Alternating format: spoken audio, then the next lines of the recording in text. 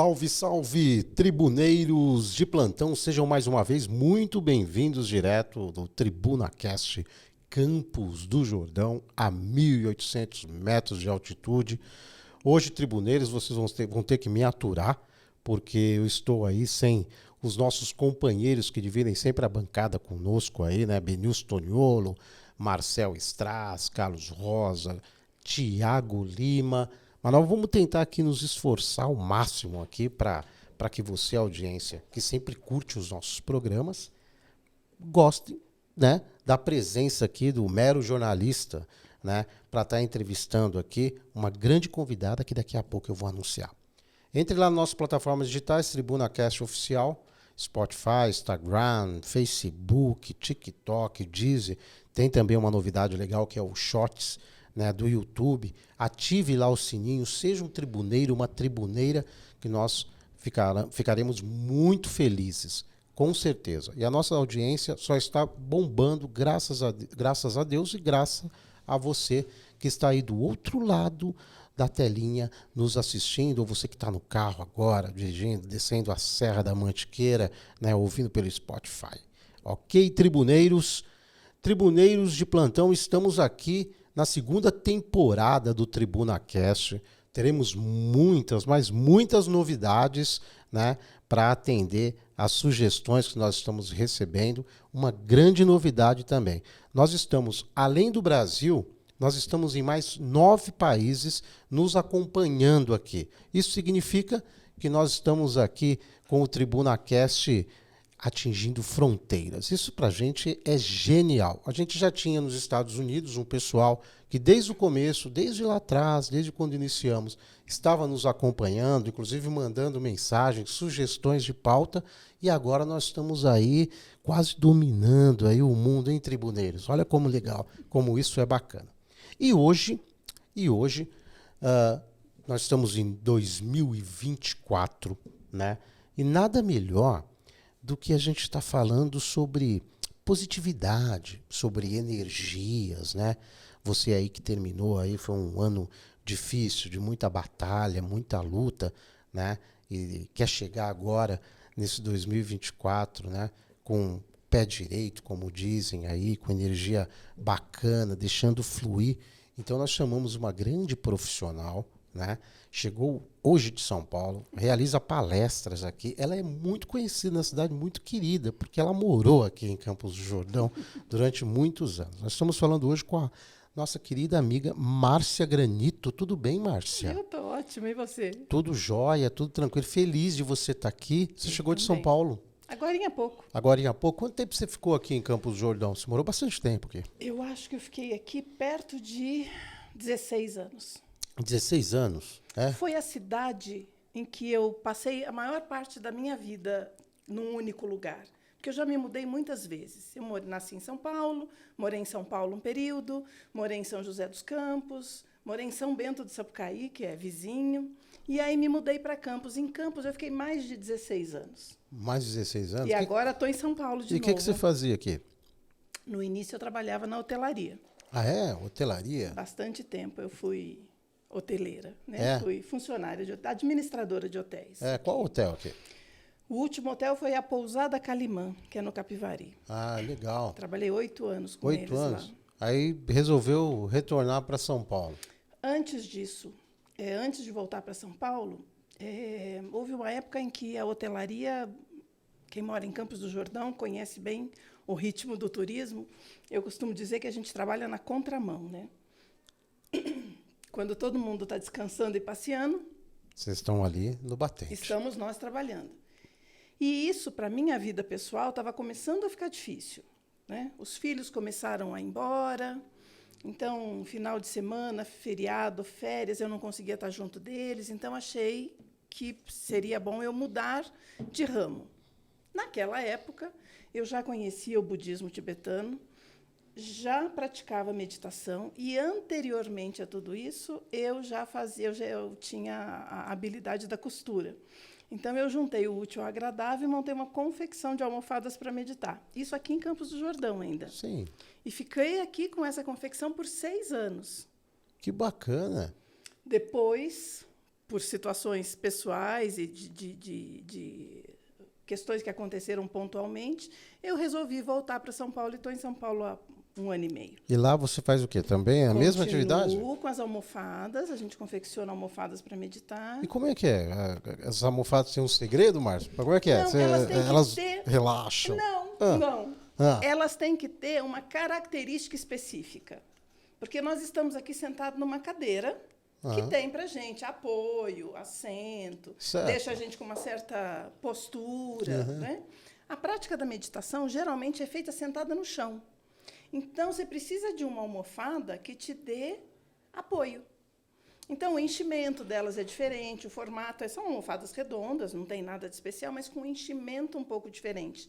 Elas não são macias, elas não relaxam. Elas não relaxam? Elas não relaxam. Pô, já tem que fazer uma meditação, obviamente, no chão, né?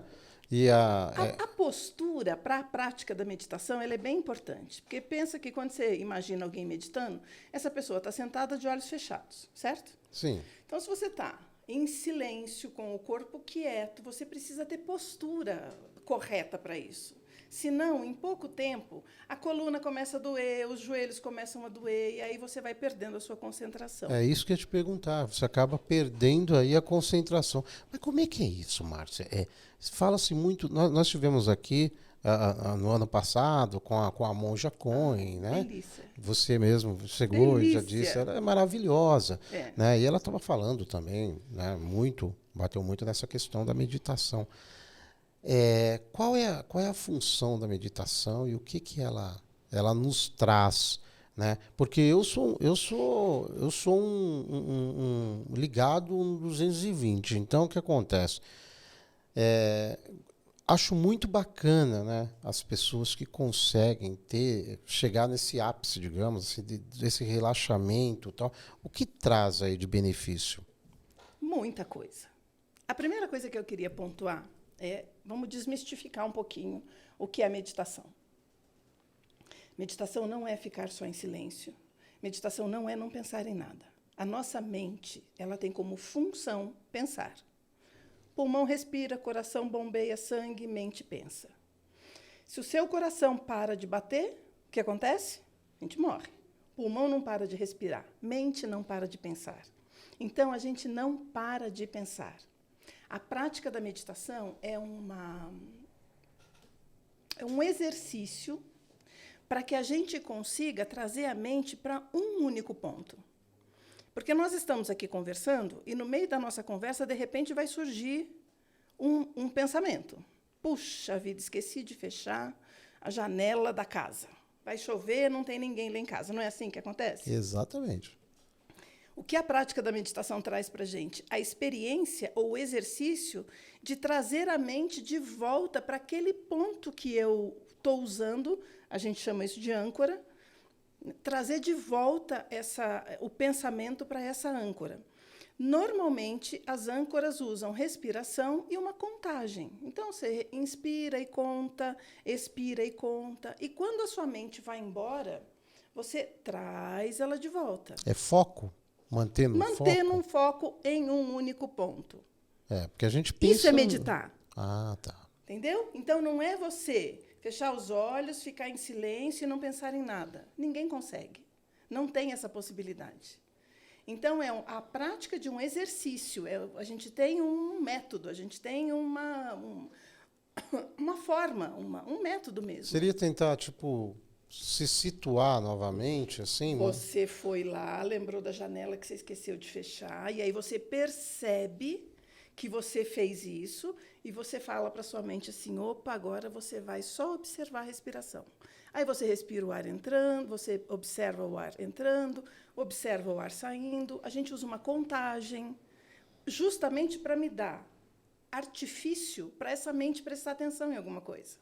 Essa mente precisa prestar atenção em alguma coisa. Porque eu ia te perguntar, porque não é tão simples, né? Assim, a pessoa parar, contar, tentar trabalhar a respiração, o diafragma, mas mesmo. O que acontece? Tem que ter os instrutores, né? Tem que ter pessoas que possam... Instrutores. E qual o início aí? Como é que a pessoa começa a aprender de fato, a se É concentrar? buscar um instrutor que ajude ele com um método, com uma técnica, e seguir as orientações dessa técnica. E A quais são gente as técnicas? geralmente começa com a respiração em 3 tempos. Então, você inspira e conta 1, 2, 3. Você faz uma pequena pausa, o tempo suficiente para você falar uma pequena pausa, e depois você expira contando 3, 2, 1. Essa é a técnica. Então, eu inspiro 1, 2, 3, uma pequena pausa, 3, 2, 1. Você leva oxigênio para o cérebro? A gente consegue fazer mágica na nossa fisiologia cerebral com o tempo. Tá? Nós não vamos fazer uma prática meditativa e pronto. Hoje tem muitos estudos científicos, muitos aparelhos que conseguem trazer para a gente as imagens do que acontece no cérebro. Então, a prática constante desse exercício, mesmo quando ele não quando eu não fico completamente na respiração, porque eu não fico, a minha mente a todo tempo está indo. Esse exercício a gente chama de looping operacional. Então, a minha mente vai, eu percebi que ela foi, eu falo para ela, volta. E aí eu consigo respirar e prestar atenção nessa respiração, e a mente saiu de novo. Então, esse exercício faz musculação nos nossos neurônios. A mesma, comparando com a atividade física. Quando você vai para a academia, você fica lá, exercitando fazendo um determinado exercício, ou com as pernas, ou com os braços, e ao longo do tempo, o que acontece? Você cria musculatura. A gente cria musculatura cerebral. Então, ao longo do tempo, a gente tem muitos benefícios com a prática da meditação. Eu ia chegar nesse ponto. Tudo é uma questão de prática. Tem que ir praticando. Quando você chega num determinado momento, estágio, você já começa a ter uma habilidade, digamos, maior para trazer a sua mente. Fica mais fácil, assim quando na academia. E por que a gente pensa em um monte de coisa ao mesmo tempo, hein, Marcelo? Porque a mente faz isso. A mente é o nosso computador. A mente está o tempo todo analisando, porque ela tem que dar para a gente respostas para a gente sobreviver. Então, se você vai atravessar a rua, você vai observar. Quem é que comanda? Você olhar para um lado ou para o outro, você saber que tem o perigo. É a mente que está trazendo isso para a gente. Então, se a gente não tivesse a mente e todo esse monte de pensamentos, a gente acho que não viveria tanto tempo. E você fala achei interessante aqui, a gente estava lendo aqui, que é a respeito aqui você é uma amante do silêncio. Né? O que seria isso, hein? Amante do silêncio. Adoro ficar em silêncio. É só a gente ficar quieto, não falar nada? Como é que é? Adoro o silêncio. Quando eu venho para Campos, eu moro num bairro em São Paulo hoje, que é um bairro bem silencioso. Que bairro que é? Eu moro na Zona Leste, eu moro na Penha. Na Penha, pô, conheço bastante a Penha, Zona Leste, nós somos da Zona Leste. Ótimo. Lá. Pô, a Penha. Numa ruazinha pequenininha, que só tem casas. Eu estou a 700 metros, acho que, do metrô. Então, o que eu consigo escutar de noite, às vezes, é um barulho do metrô ou da avenida, porque eu estou perto da Radial Leste ali, mas no dia a dia, a minha rua é um silêncio. Quando tem algum barulho diferente, a gente estranha. Então, muito barulho, para mim, é uma coisa que me incomoda. E eu acredito que a prática da meditação, aliado com um pouco do meu temperamento, me fez gostar cada vez mais do silêncio. Mas vai de acordo com o temperamento da pessoa, assim, de gostar? Hein? Como é que é isso? Você gosta de atividade física? Eu gosto. Eu não gosto. Eu jogava bola, né? Mas agora eu já não estou jogando mais, né? Então, eu gosto de fazer umas caminhadas, acho muito prazeroso, né? Caminhada eu adoro. Atividade física dentro de um ginásio, dentro de uma academia. Mas lá em São Paulo, na Penha tem os lugares bons aí para Penha, Tatuapé ali, Carrão. Dá para fazer umas caminhadas boas lá. Eu gostaria muito de aprender isso, Márcia, de ficar em silêncio, entendeu? Às vezes eu acho que todo mundo deveria aprender. Eu não tenho dúvida disso. Ficar, né? Porque Tem uma fala do Dalai Lama que eu gosto muito de usar. Ele diz o seguinte: se todas as crianças com 8 anos de idade aprendessem a meditar, nós acabaríamos com a violência do mundo em uma geração. Que bacana. A nossa mente é muito barulhenta. A nossa civilização atual é muito barulhenta, não é?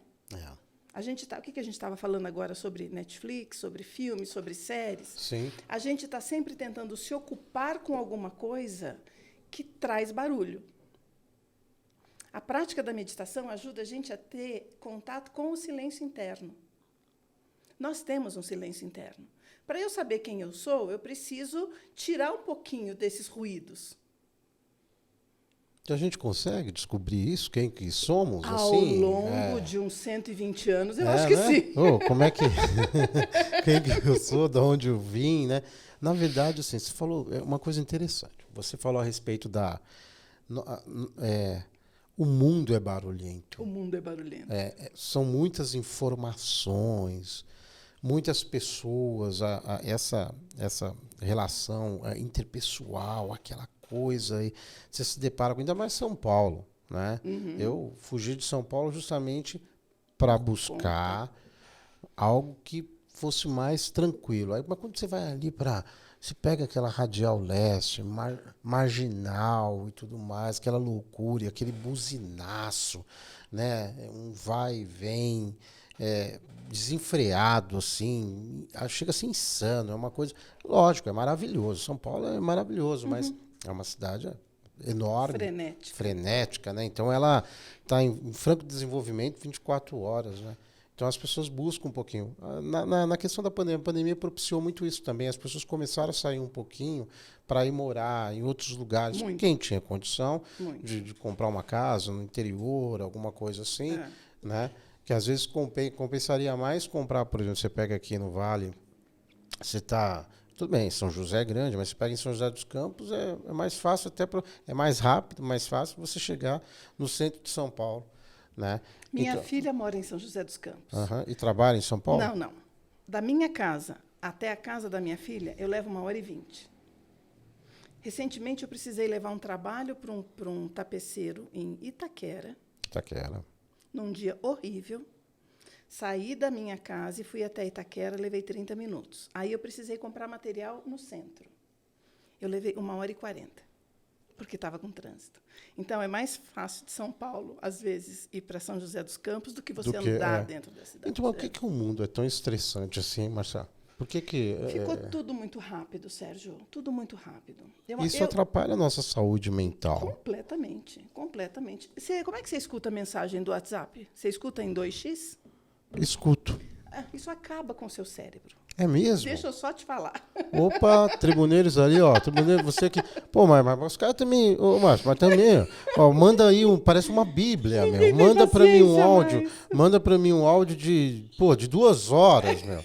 Pô, não dá pra eu chegar... Então eu coloco já no ponto 2 ali, meu, e parece... É engraçado que parece que a pessoa tá gritando com você. Sabe, quando você vai caixa alta e caixa baixa, você coloca a letra assim, né? E você vai, pô, a pessoa está gritando comigo, mas não dá. A gente não consegue acompanhar de forma normal, vamos dizer assim, essa velocidade. Essa velocidade do 2x no WhatsApp é resultado da vida veloz. Que a pessoa tem. Eu não posso falar de forma categórica, porque Sim. eu não sou estudiosa no assunto, certo. Tá? Mas eu acho que a internet... ela trouxe muito dessa rapidez para a gente. Né? Eu me lembro que quando eu era criança, e eu morava em São Paulo, ir para a Europa era um evento na família. A família que tinha algum parente que ia para a Europa, íamos todos para o aeroporto. Sim, verdade. Para se despedir daquela pessoa que era alguém na família que tinha... Estava indo para a Europa. Não é? Hoje... O pessoal está aqui, amanhã está na Europa. Tudo muito dinâmico. Você vai para Portugal com 12, 13 horas de viagem. Mas então, muito rápido. Aí, vamos lá. Então, vamos lá. Eu atravesso o oceano de uma forma muito rápida. Os meus bisavós vieram da Itália, ok? Eles atravessaram o oceano, de navio. Uma viagem que eu acho que deve ter durado 3 meses, ok? Hoje... se eu quiser ir para a Itália, eu gasto 13 horas. Ficou muito mais rápido. Essa praticidade aí, você citou a internet. Meu irmão morou nos Estados Unidos. Sim. Morou em Londres, desculpa, um período. Para a gente falar com ele, a gente marcava horário, num determinado dia, era uma vez por mês, A gente ligava naquele dia e naquele horário, de noite, porque a tarifa era mais barata, e a gente se falava uma vez por mês. Mas isso Hoje, é a internet.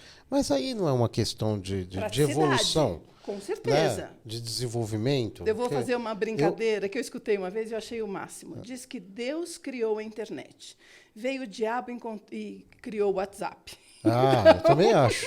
Eu acho que o WhatsApp é coisa. Nossa, isso aí não isso é Então coisa vamos de- lá. O WhatsApp, ele tem a facilidade? Tem. Escutar a mensagem no 2x é o que atrapalha. Entende? Até porque não dá para escutar muita coisa, né? Você já fez aqui de pegar o celular? Pô, mas também eu já falo, Márcio. Ó, o pessoal puder mandar um áudio aí de pelo menos assim, uns 10 segundos, ajuda bastante. Porque aí dá até para ouvir no 1 aqui. Mas você já fez, eu faço. Essa é a minha técnica. Com certeza vocês fazem também, tribuneiros. Que é você ir meio que avançando. Você vê que. Puta, Lá na frente, pra lá escutar na o que frente. o cara já falou lá, o que a pessoa já falou lá na frente. Porque podia resumir, né? Podia já chegar em 10 segundos, já falar o que quer. Mas não, a pessoa vai. Aí você vê que a conclusão está lá na frente. E aí eu chego, já vou apertando, finjo que eu ouvi e falo, tá, tudo bem. Né? Não é assim? Muita gente aí pratica isso. Né? A internet, obviamente, ela fez com que nós pudéssemos nos conectar com o mundo. Né? Você começou o programa hoje dizendo que vocês já são ouvidos em mais 9 países. Exatamente. E isso, há alguns anos atrás, era impensável. Sem dúvida. Era impensável. É. Então, tudo tem o seu lado bom e o seu lado que talvez não seja tão benéfico, vamos dizer assim. Sim. Né? Então, essa velocidade, essa facilidade que a internet trouxe para a gente, fez com que a gente colocasse na nossa vida, no ritmo da nossa vida, uma velocidade semelhante. Nós não nos tornamos mais ignorantes, Márcia? Eu acho que de certa forma, assim, tudo bem, é importante, a internet é maravilhosa, né? Mas, assim, existe... Porque os meus questionamentos são na questão da gente acreditar em tudo que vê. Né? Vindo de internet, parece que é muito fácil, as informações elas chegam de uma maneira muito veloz, naturalmente. Né? Então, assim, e a gente não consegue discernir, é difícil você filtrar. Né? O que a internet nos traz. Você falou bem, o WhatsApp aí é venenoso. Então, obviamente, duas questões, dois lados da moeda, o bem e o mal. Tem o benefício, tudo tem um benefício. Né? A gente vive de verdade numa sociedade, numa cultura, que a gente é muito dual. Né? As coisas ou são boas ou são ruins. Você ou é bonito ou é feio. Né? Essa dualidade, ela judia um pouquinho da gente. Judia bastante. Né? Não é? Então, a internet ela é um recurso. Nem bom, nem mal. Depende do uso que eu vou dar para a internet. O WhatsApp é um excelente recurso. Nem bom, nem mal. Acho que é por isso que a meditação ajuda, né? Muito. Porque Nesse sentido, se a gente focar sempre no que é isso aqui. Escutando na velocidade 2x tudo, uma hora, eu não tenho dúvida de que nós vamos entrar em parafuso. Colapso total. A gente já deve estar entrando. Já? Né? Eu já entrei, Márcio, muito tempo. Os estudos mostram que a prática desse exercício, vai lá, deixa o pensamento ir, percebe que está pensando e volta aqui para a sua respiração. Fazendo isso 15 minutos todos os dias. Ia te perguntar isso, quanto tempo? O que eles já conseguiram medir é que tem que ser de, no mínimo, 12 minutos. Por dia? Por dia. Todos os dias. Precisa ter um local definido, mas não dá também para fazer próximo do trem, né? Entendeu? Tem que ser algum local, tem que em casa mesmo, como é que é? Eu gosto de dizer que todo hábito que a gente vai incluir na nossa vida, ele precisa ter lá uns benefícios. Você tem que fazer, tem que ser gostosinho para você trazer esse benefício, para você trazer esse hábito. Buscar, então, de repente, um cenário, algo que seja prazeroso, uma paisagem. Não precisa, Sérgio. Aqui para Campos é fácil. Sim, Campos lá em São Paulo, você não tem paisagem fácil. Então, um canto na sua casa, um canto no seu quarto, uma poltrona que seja, um lugar que você algo consiga confortável. colocar, que você consiga colocar sua almofada, que você coloque nesse lugar objetos que sejam agradáveis para você, que vão te ajudar a se conectar com isso. Incensos ajuda, Márcia? Incenso, Velas, o aromatizantes. que foi importante, o que te traz, trouxe prazer. O que se conecta com você. Então, na minha prática da meditação, por conta da história com o budismo tibetano, eu tenho um altar, eu tenho incenso, eu tenho vela, eu tenho imagens, mas isso tem a ver com a Márcia. Sim. A Fabrícia ou o Sérgio pode ser que não queiram nada disso, mas queiram uma flor, queiram um aromatizador de ambiente para trazer um aroma gostoso, aquilo que te conecta, que te traga a sensação, uma conexão com agora eu vou sentar e fazer contato comigo mesmo. Porque o exercício da meditação vai trazendo esse conhecimento de quem eu sou. Ontem eu escutei uma historinha pela segunda vez do meu professor de meditação, que parece uma história meio boba, mas que ela é interessante. Ele conta a história de um peixinho que queria saber como era a água. Então, esse peixinho começou a buscar o que era a água. E ele foi nadando pelos mares, se conversando com outros peixinhos, querendo descobrir o que era a água. Depois de muito nadar, ele se deu conta de que ele nadava na água. Mas ele não tinha percebido até então que o ambiente que ele vivia era a água. Entendi. Ao longo do tempo, aí ele começou a conversar com os outros peixinhos e falava, olha, eu descobri, a água é esse ambiente. Ao longo do tempo, percebendo o que era a água, ele conseguia se confundir com a água. Quando a gente para meditar, a gente está buscando espaço interno. Se conectar? Espaço interno. Espaço Quando a gente interno. senta para meditar, para mim, eu quero conseguir entrar em contato com esse espaço interno que eu tenho. O espaço é o elemento, vamos dizer assim, que dá lugar para tudo, certo? Essa sala tem um espaço, não tem? Dentro desse espaço nós temos mesa, cadeiras, computadores, mas eu precisei do espaço para ter tudo isso. Então, eu tenho espaço dentro de mim. Eu só não estou conseguindo me conectar com ele. Assim como aquele peixinho não estava conseguindo saber o que era a água. O silêncio que eu consigo trazer na hora da prática da meditação, em milésimos de segundos, são esses primeiros contatos com o nosso espaço interno. E é através desse contato com o espaço interno que eu vou conseguindo descobrir um pouquinho mais sobre mim. Que eu vou conseguindo me dissociar um pouquinho de muitas das coisas que eu trago para a minha vida. Mas é um trabalho longo, de muito tempo. E exige, além da prática, técnicas, né, para isso, né, para que se possa.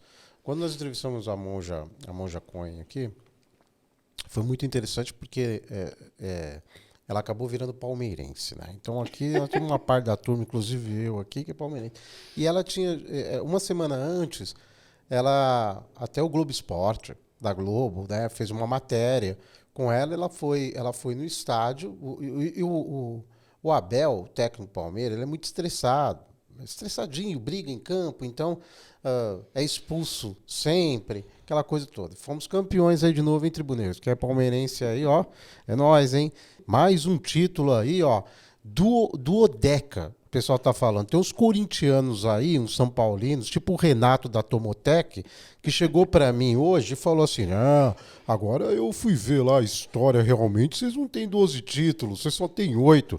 Imagina, isso aí é despeito, viu, Renatão? Vai pra sua Copa do Brasil aí, mas a gente se pega lá na frente, viu? Mas então a monja, a gente fez uma entrevista com ela e ela tava falando justamente isso. Aí ela foi lá conversar com o Abel. Ela foi conhecer o Abel. Abel estressado, português, né, nervoso, né, personalidade forte. E aí conversou com ele. E eles estavam simultaneamente lançando livros. Foi aí que, né, o Abel ele pediu para a assessoria dela para que pudesse ir ao templo, né, em São Paulo, me parece que é no Pacaembu, se eu não me engano. Acho que é na Liberdade. Na Liberdade? É. Na Liberdade, para conhecer, né, para conversar. E diz ela que ele ficou pianinho depois. E realmente ele melhorou, mas voltou, viu? Voltou de novo a ser o estressadinho. Entendi. Na verdade, onde eu quero chegar? Tinha uns jogadores e ela falava muito dessa questão da prática. Que você tem que praticar as coisas, né?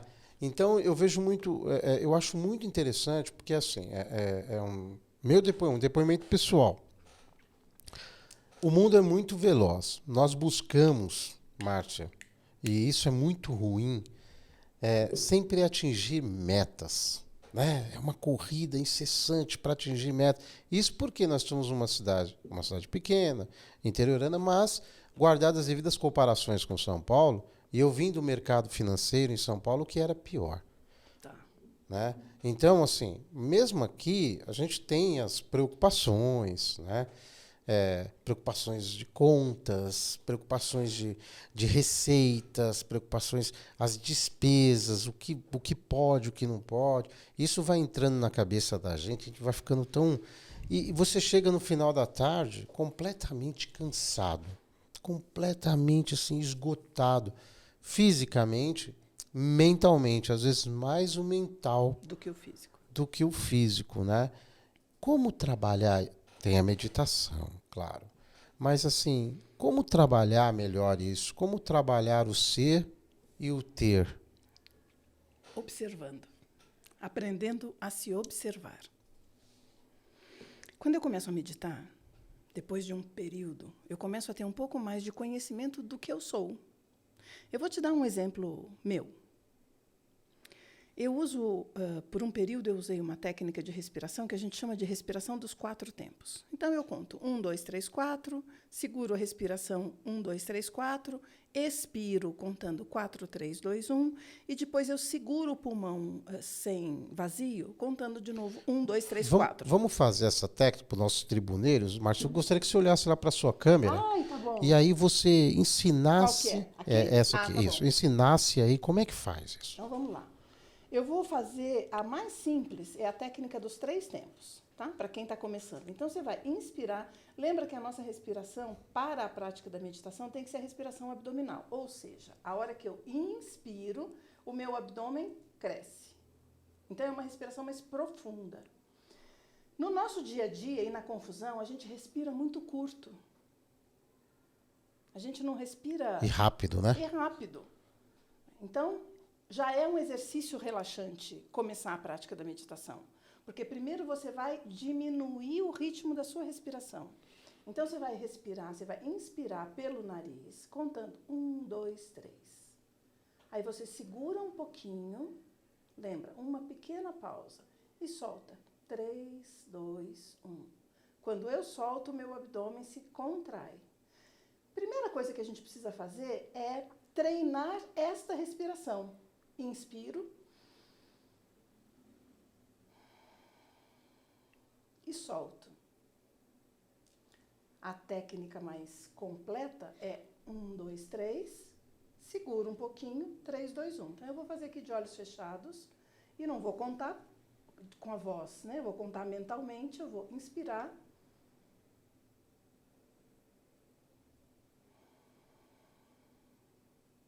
É só isso. E repetir esse exercício. Em quanto tempo? 15 minutos. Uns 15 minutinhos. De 15 a 20 minutos. Só aí já dá. É incrível, Márcio, mas só aí já dá. Se você treinar só um pouquinho, treinar não, mas se você, nesse momento que você estiver agitado, acelerado, irritado, você diminuir, você mudar o ritmo da sua respiração, você naturalmente vai acalmar. E é automático, né? É automático. A mamãe não falava pra gente, quando a gente estava bravo, conta até 10. O que é o contar até 10? Né? Antes de você matar o coleguinha? Eu tomava uma chinelada, né? Não dava tempo de contar, Márcia. Então, conta até 10. O que é o contar até 10? É dar espaço. É dar um passinho para trás. O ser humano precisa disso, né? De dar uma recuada um pouco. Muito. Porque assim Muito. também, não adianta ficar correndo, feito um condenado, correndo só atrás de resultados, porque não sabe nem se lá na frente vai ter saúde para isso. Né? Porque quando se fala assim, ó, viver um dia de cada vez, É ótimo quando eu ouço as É o pessoas mundo falarem. ideal, né? Seria um É o mundo mundo ideal. ideal. Eu gosto sempre de dizer, Sérgio, que a gente tem o mundo ideal e o mundo real. O que eu consigo fazer? Porque se a gente quiser continuar atingindo metas que para nós são difíceis, a gente vai continuar se frustrando.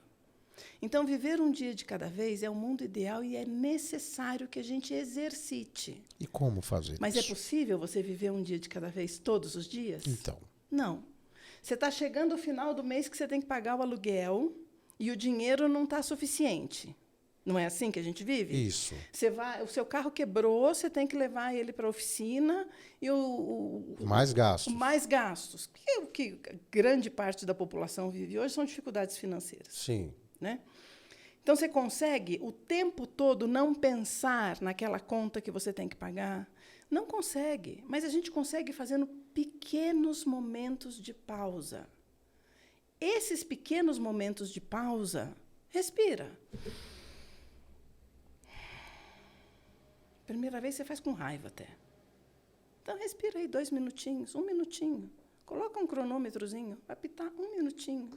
E é algo assim tão, digamos, tão simplório, né? De certa forma, que é um exercício bacana, porque você estava lá conversando com os nossos tribuneiros ali, ensinando essa técnica, né, de respirar, de inspirar, e a gente vendo você já traz uma calma, né? E são pausas mesmo. Então, assim, eu acho que o segredo, então, é a gente dar uma pausa aí no nosso dia, eu acho. parar um pouco, parar tudo. Eu aprendi, eu trabalho em casa, né? A casa que eu moro, nos fundos da casa tem uma outra casa e a minha oficina é lá. E isso em São Paulo é o céu. Sim, nossa, trabalhar em casa, não tem que pegar trânsito, Nada. não tem que pegar o busão, metrô. Nunca vi metrô quebrar tanto lá. Nossa, hoje eu vim para cá de ônibus dessa vez. E na hora que eu entrei, porque eu tive que fazer baldeação... Mas não era assim, não, hein? Não. Quando morava lá uns 30 anos atrás, era o exemplo, né, de cidade no transporte. Então, eu aprendi que é importante para mim parar 15 minutos na hora do almoço. Então, eu saio da confecção, eu tenho uma pessoa que trabalha comigo, ela para almoçar, eu vou para minha casa, almoço, faço o meu almoço, seja lá o que for, e paro por 15 minutos. 15 minutos, Sérgio. Atrapalha o meu dia? Não, realmente não, né? Mas aí você para os 15 minutos Pra e você... descansar. Descansar. Descansar. De que forma? Eu posso só ficar quieta no sofá, eu posso pegar um livro, eu posso até assistir alguma coisa na internet? televisão. 15 minutos de internet? Eu posso até fazer isso, que não é o ideal. Sim. Né? Mas eu posso até escutar um podcast. Ótimo, é isso aí. Né? Eu Isso. posso esquecer um pouquinho as redes sociais, escutar um podcast. Tá. Eu preciso parar 15 minutos. Eu percebi que isso, para mim, revitaliza. Às vezes, até, eu consigo cochilar. Tia, e era a minha próxima pergunta. Faz bem? Porque faz bem depois do almoço, né? Porque já tem tem empresas, né, grandes, né, de setores importantes, que eles têm até uma salinha, né, para que as pessoas elas possam parar. É aquilo que você falou, a pausa. Para. Porque a nossa e tem muitos que, lógico, que tem como fazer isso, né? Porque tem empresas que não dá para parar. Mas assim, que tem essa oportunidade. Todo mundo tira um intervalo de almoço. Mas aí não tem um ambiente. Lembra do ambiente que a gente estava falando? Mas De aí você repente não precisa procurar. meditar nesse lugar. Você precisa só se dar um tempo para descansar. Seja na rua, seja na calçada, seja sentado num banco de uma Senta praça. na praça. Sabe? Outra dificuldade que a gente tem, voltando para a prática da meditação. Ficar 15 minutos fazendo esse exercício tem dias que é muito difícil. Tem dias que a nossa mente está mais acelerada, porque a gente está vivendo momentos mais difíceis, porque você tem mais dificuldades para resolver naquele dia, aconteceu alguma coisa, ou vai acontecer alguma coisa. Né? Então, você tem dias que você está com a mente mais acelerada. Nesses dias, eu tenho um mantra. Eu digo para mim assim, Márcia, são só 15 minutos. 15 minutos. 15 minutos não vai fazer com que o meu dia piore. Não vai atrapalhar a rotina do meu dia, mas 15 minutos ajuda a me deixar mais tranquila para conseguir resolver. A ter foco, A ter mais foco, a criar rotina. produtividade. Você não cria uma rotina de meditação em uma semana, em 15 dias. Vou dar uma notícia bem triste. Leva anos para você criar essa rotina. Mas tem que começar, né? Mas tem que começar. Quando a gente era pequenininho, a mamãe ficava brigando com a gente, né? Precisa escovar o dente. Não era assim? Sim. Precisa escovar o dente. Eu tenho netos. Eu tenho uma neta de 3 anos, 4 anos e um de 7. Até hoje, eu escuto, quando eu estou na casa da minha filha, hora de escovar o dente. É uma luta. O de 7 anos já está há 7 anos para criar o hábito de escovar os dentes. Alguém precisa mandar você escovar o dente? Não. Levou um tempo, mas a gente aprendeu. Com a prática da meditação é a mesma coisa. Leva um tempo. E vai ter dias que você não vai conseguir meditar. Lembra? Tem o mundo ideal e o mundo real. São 15 dias, todos os dias, sem falhar nenhum. Mundo ideal. Mundo real. Conseguir fazer 4 vezes essa semana. Anota. Observa o que você está fazendo. Eu fiz um grupo de meditação uma vez em que eu entreguei para eles um calendáriozinho simples. Coloca aqui, ó, pontinho preto o dia que você não fez. Pontinho vermelho o dia que a meditação foi bem difícil. Pontinho, a gente fez uma sinalização ali.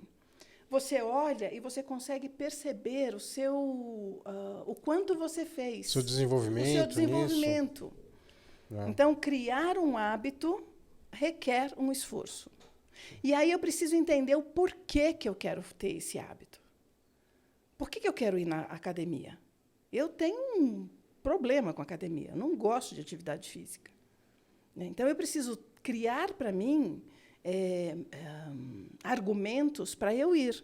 Eu já tenho quase 60 anos, eu preciso ter massa muscular, porque senão eu posso cair mais fácil quando eu for mais velha. Então, eu tenho que começar a me convencer de que é importante ir para a academia. E a meditação, meditação é... Igual. Eu quero ter mais capacidade de raciocínio mais tranquilo. A prática esse exercício, presta atenção na respiração, a mente foge, você volta. Ao longo do tempo, causa transformações neuronais. Os nossos neurônios criam novos caminhos. A gente consegue equilibrar a função das nossas glândulas e elas vão secretar os hormônios de forma equilibrada. Ao longo do tempo, a gente cria o que os médicos chamam de homeostase, um organismo equilibrado. Porque as glândulas vão funcionar da forma correta. Então, eu medito de manhã, mas eu vou ter benefício na hora do sono, eu vou dormir melhor. É na primeira semana? Queria justamente chegar nisso, que você apontasse a questão da meditação. Na questão da saúde mental, né? Fantástico. Isso dá também não um poder, mas isso te dá uma facilidade melhor de resolver problemas, de certa forma. Certo. Né? Você tá com... Porque, às vezes, nós criamos na nossa cabeça o problema, né, Marcelo? Nós somos o imã de problema. Parece que a coisa... Eu, Tribuneiros, é o seguinte, se eu tiver calmo demais, eu vou arrumar algum problema para mim.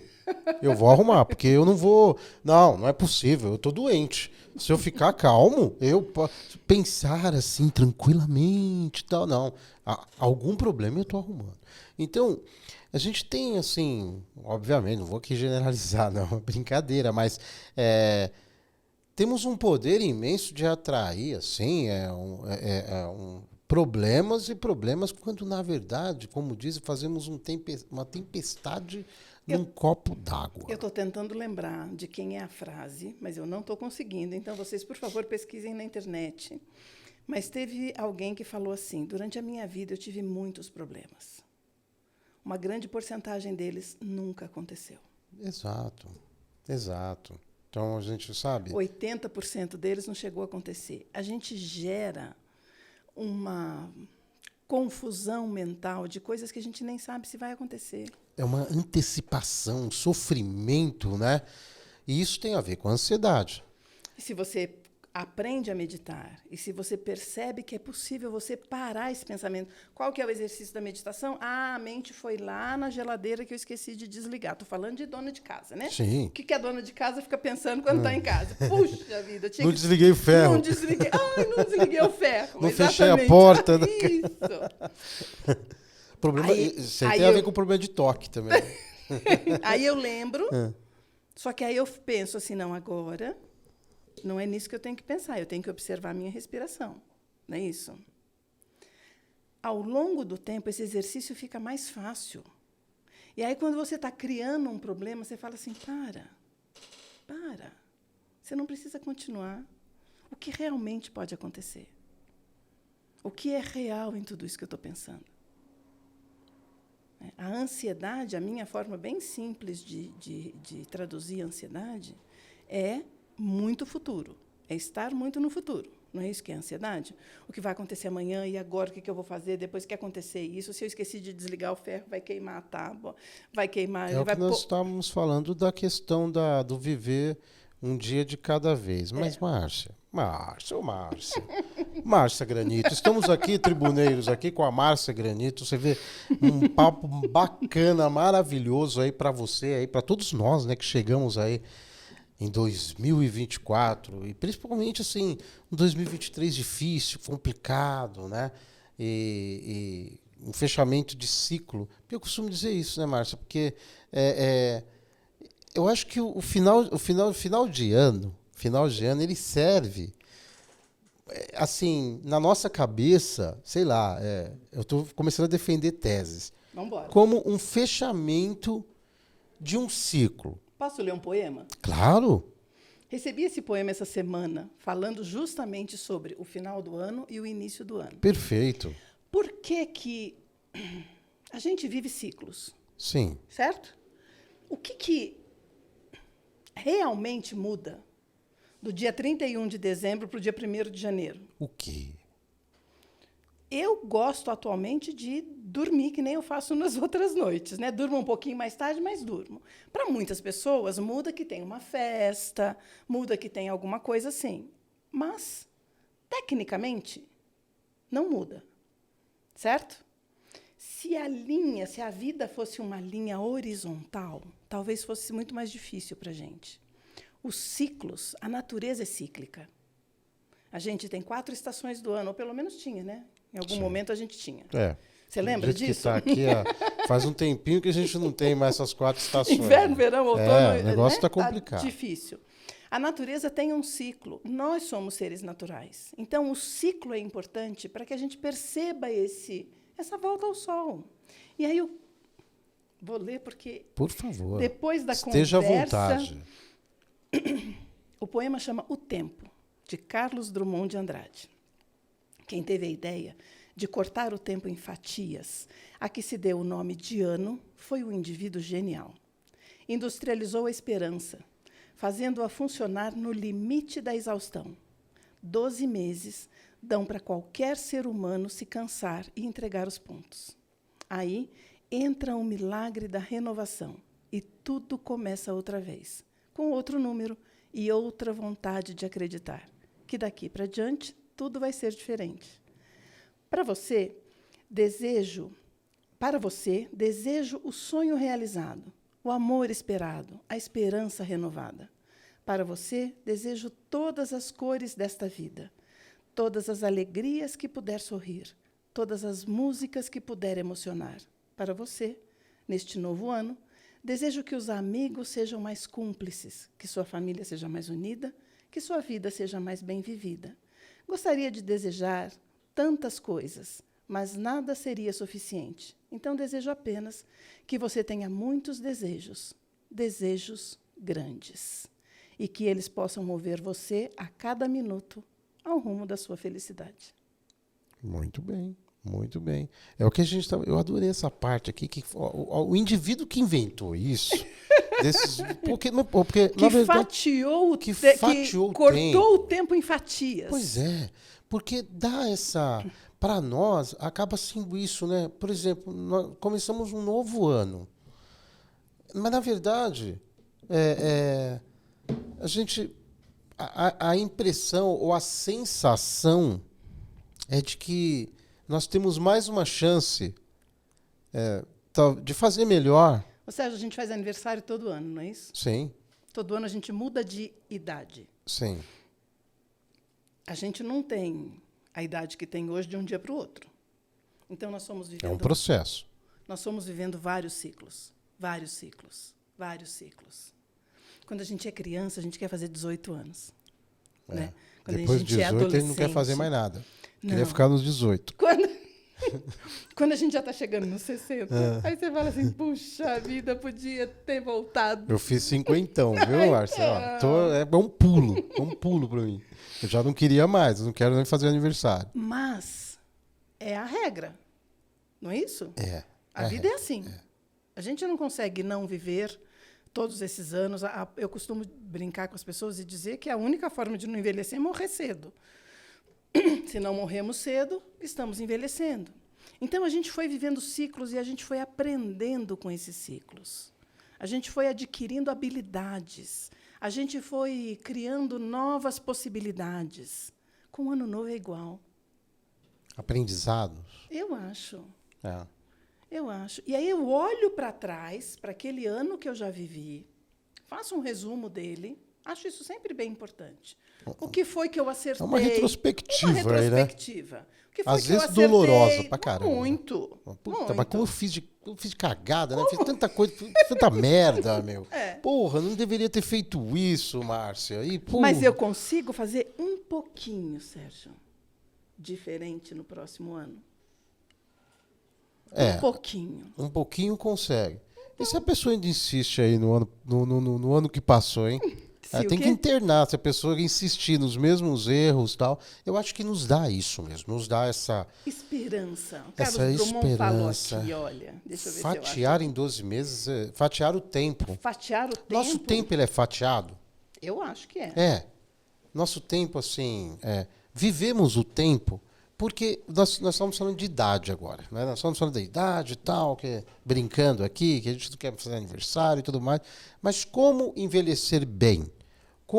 Porque tem muito, a humanidade, as pessoas elas chegaram até um ponto de não admitir, ou querer entender todo esse processo da vida. De tudo. Você falou da evolução, do amadurecimento, do aprendizado. E tem pessoas que se negam a envelhecer. Sendo que, na verdade, como que a gente pode ter digamos assim, não uma aceitação, não, porque é o natural da vida. Né? Como fazer isso? Como envelhecer bem? Meditação. Autoconhecimento. O exercício de olhar para nós de forma realista e perceber quem nós somos, o que nós somos. Eu tenho 59 anos e já tenho cabelos brancos. Eu posso pintar os cabelos? Posso. Muitas mulheres pintam? Pintam. Opção. Eu morro de preguiça. Ok? Quando eu comecei a deixar os cabelos brancos, a minha filha falou para mim assim, você não é velha, mãe. Eu falei, mas eu tenho a impressão que já estou envelhecendo. Se os cabelos estão ficando brancos, acho que já estou envelhecendo. Né? Eu não tenho problema com o meu envelhecimento. O que eu vejo hoje no espelho é diferente de quando eu tinha 18 anos? Evidente que é. Evidente. A ciência hoje traz para a gente uma série de recursos para que eu melhore tudo isso. Tudo bem fazer isso? Óbvio que tudo bem fazer isso. Desde que eu saiba que eu estou apenas cuidando da parte física, da embalagem desse corpo, porque o que está dentro de mim é o que eu vivi ao longo desses 59 anos. E eu não tenho dúvida, Sérgio, que você, aos 50 anos, tem mais conhecimento do que o Sérgio, de 18 anos. Eu não tenho dúvida. A Márcia, de 59 anos, tem mais conhecimento do que a Márcia, de 18 anos. Sim. O corpo da Márcia, de 18 anos, era mais ágil, era mais magro, era mais firme, era muito melhor. O corpo da Márcia, de 59 anos, é mais flácido, não é tão ágil, a minha energia já não é a mesma coisa, eu estou acima do peso, mas eu criei tudo isso, entendeu? Eu passei por tudo isso. E estou aqui hoje com 59 anos. Posso ficar melhor? Posso. Para eu ficar melhor, eu tenho que investir em novos hábitos. Eu tenho que ir para a academia todos os dias e fazer musculação, e fazer seja lá o que for para melhorar minha qualidade física. Eu tenho que fazer práticas de meditação para melhorar minha saúde mental, para me conectar comigo. Alimentação tem a ver, Eu tenho né? que mexer, eu tenho que ter uma alimentação melhor. É possível tudo isso? É possível. O que talvez saia um pouco da normalidade ou do que é a gente não concordar com essa pessoa que já tem 59 anos que eu sou. E continuar querendo ter os 18. Isso é um distúrbio de imagem, de eu não sei mais quem eu sou. Então, quem eu sou? Uma vez me fizeram essa pergunta. É o encontro consigo mesmo. A partir do momento que você consegue, então, ter esse entendimento, eu acho que é aí que a pessoa... Fica mais fácil. E fica mais feliz. Fica mais fácil. De, A de- vida de é... entender tudo isso. A vida é finita, Sérgio. Nós vamos morrer. Pode ser que seja hoje, pode ser que seja daqui a 30 anos. Sim. Certo? Então, no budismo, a gente fala muito sobre a morte. Porque falar sobre a morte é trazer a morte para a vida e ressignificar a vida. Então, a morte, ela é um processo da vida, faz parte da vida. Se eu não falo sobre ela e se eu faço de conta que ela não existe, eu vou continuar achando que eu sou eterna. E talvez eu possa, nessa ideia de eternidade, deixar de fazer muitas coisas que são importantes. Ficar com os filhos, com os netos, com os amigos. De aproveitar a vida. De aproveitar a vida. Eu me lembro na entrevista que vocês fizeram com a Monja Coen, que eu não sei quem foi que perguntou, se foi você, qual é o propósito da vida, qual é o sentido da vida, né? E ela respondeu de uma forma muito simples: o sentido da vida é a vida. E tem outra coisa também, Márcia, que eu acho muito legal quando a gente envelhece.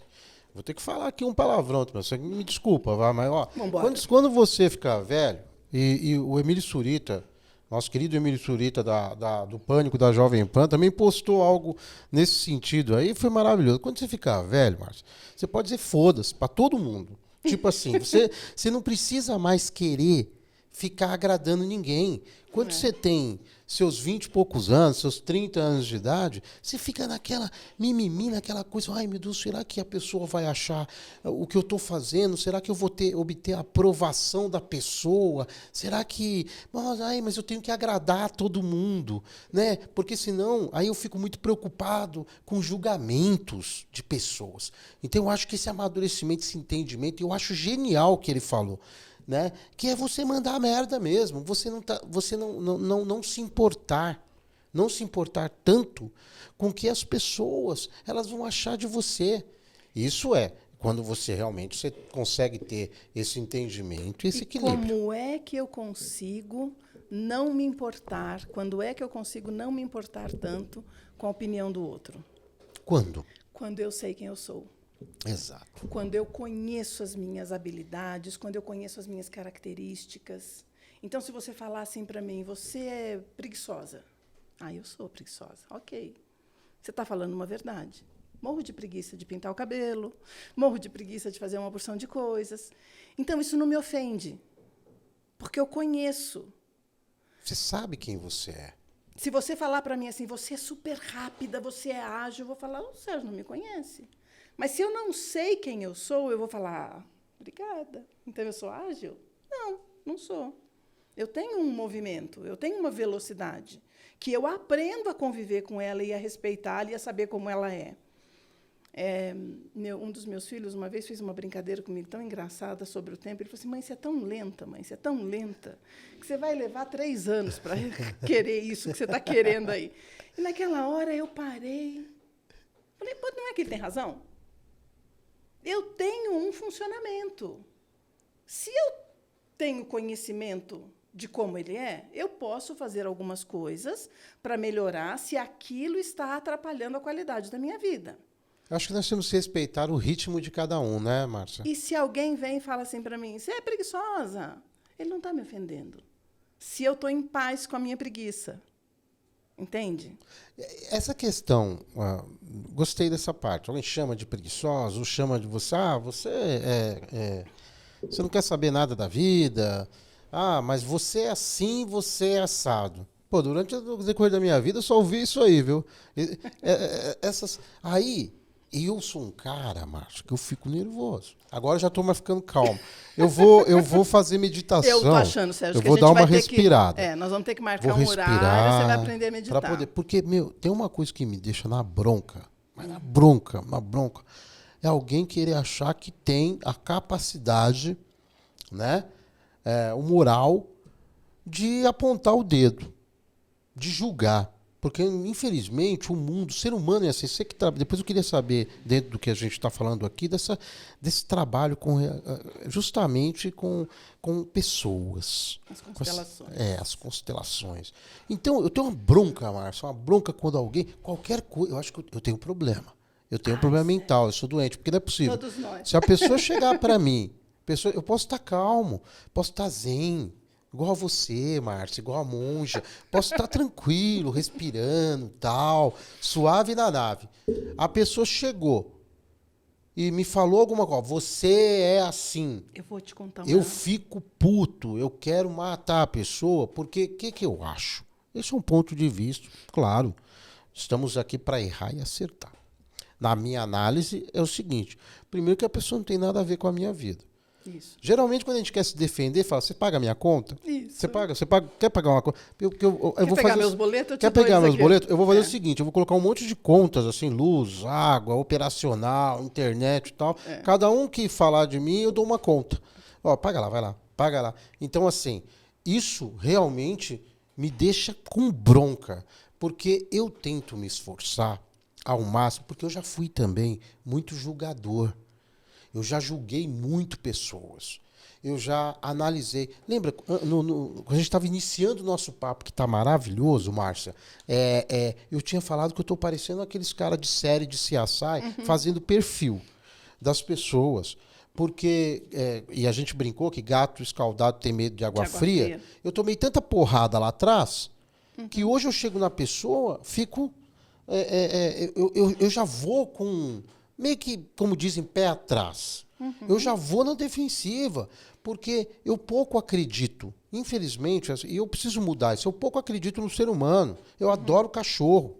Eu adoro, eu tenho, nossa, eu tive vários cachorros, eu tenho um lá, meu sultão, eu adoro cachorro. Eu tenho um maior entendimento com cachorro do que gente, porque a gente é tão massacrado em tantos julgamentos, a internet faz isso também. Ela é coisa do diabo.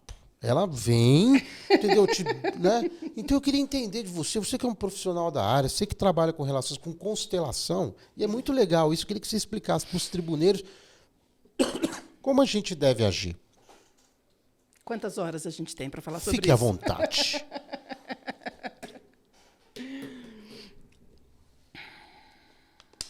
Vamos lá. Cada um de nós vem de uma família, tá certo? Com um pai e uma mãe. Alguns de nós não tiveram a possibilidade de conviver com esse pai ou com essa mãe, mas teve alguém ali que cuidou dessa pessoa, certo? Porque a gente, quando nasce, se não tem cuidado, morre. O bebê não sabe comer, o bebê não sabe se trocar, então precisa ter um cuidador. Então, para que a gente esteja aqui, a gente conviveu de forma muito próxima e muito íntima com muitas pessoas, com cuidadores e, principalmente, na maioria de nós, com o pai e com a mãe, certo? É muito fácil da gente perceber, quando nasce uma criança, que você começa a buscar as características físicas. Ah, parece com o papai, parece com a mamãe. Olha, tem o nariz do vovô, da vovó. A gente fica super feliz de encontrar uma característica nossa naquele que está dando continuidade à nossa história. O que a gente não percebe é que a gente também traz características de personalidade dessa família. Isso a gente traz através das células. A gente tem informação biológica de quem são os nossos pais, quem são a nossa mãe. Um bebê, quando é gerado, ele também passa por influência dessa mãe. Eu me lembro, quando eu fiquei grávida da minha filha mais velha, hoje, a Camila, que eu era muito nova e as pessoas falavam assim para mim, canta para ela, conversa com ela, com o bebê, né? Eu não sabia o que era, porque o ultrassom há 40 e tantos anos atrás não era uma coisa comum. Da mesma forma que conversar com o bebê que está na barriga traz benefício, a sensação que essa mãe vive também passa para esse bebê, ok? Aí esse bebê nasce. Esse bebê nasce e começa a conviver com essa família. E começa a aprender os códigos dessa família. Porque está convivendo ali, certo? Aí eu saio adulto dessa família com toda essa influência. Na minha casa tem a regra X ou Y ou Z, sei lá. Na minha casa toma-se Coca-Cola. E aí eu conheço o Sérgio e vou começar a conviver na casa do Sérgio. E aí na casa do Sérgio não tem Coca-Cola. Na casa do Sérgio tem suco de laranja. Eu já começo a julgar o Sérgio porque na casa dele não tem Coca-Cola, só tem suco de laranja. Não é assim que a gente faz? Exatamente. O que eu estou fazendo? Eu estou pegando todos esses códigos e esse padrão que eu recebi e que eu aprendi ao longo da minha vida e trazendo para eles como se eles fossem a verdade única. E aí o Sérgio traz a mesma coisa. Quando eu olho para o Sérgio, eu observo o Sérgio e julgo o Sérgio através dessa biblioteca que eu tenho. Se eu começo a estudar, a perceber, a meditar, a fazer constelação familiar, eu começo a me conhecer melhor. E se eu me conheço, eu começo a olhar para o Sérgio e falar assim, está tudo bem, ele aprendeu daquele jeito. Quando a gente casa, você é casado, Sérgio? Não. Não? Então, quando a gente casa, é a maior dificuldade. Porque eu vim de uma casa, de uma família, o marido ou a esposa veio da outra casa, da outra família, e a gente está criando uma nova... É por isso que dá guerra, né? Por isso que dá uma guerra tremenda, para você administrar isso. Por isso que o casamento é uma administração. Então, eu venho com todos esses códigos que eu aprendi, que um pouco é aprendizado mesmo, porque eu vi fazendo, e um pouco eu trago em mim já. E aí eu caso com alguém que também tem tudo isso. Tem outra essência, outro aprendizado, desde bebezinho ali, os hábitos dos pais. Quando eu vou aprendendo quem eu sou, que eu vou me observando, e sabendo que eu faço isso ou aquilo porque eu aprendi com o meu pai, porque na minha família era assim. Eu não posso querer que o Sérgio faça igual, porque o pai dele é outro, a família dele é outra. É uma questão de empatia, então, né, Márcia? Exatamente. Só que também é um exercício. E é um exercício que passa pelo exercício do autoconhecimento. Da meditação. Também. Vários exercícios de autoconhecimento. Terapia. Terapia tinha que começar com criança de 5 anos de idade. Começou a aprender a socializar, tem que ir para a terapia, porque a gente tem que aprender a dar nome para as coisas. E eu sou totalmente favorável. Você sabe que no decorrer de um tempo, assim, mais jovem, eu achava que, poxa, Terapia é coisa de louco. terapia era coisa de louco, tal, você fazer isso. Não.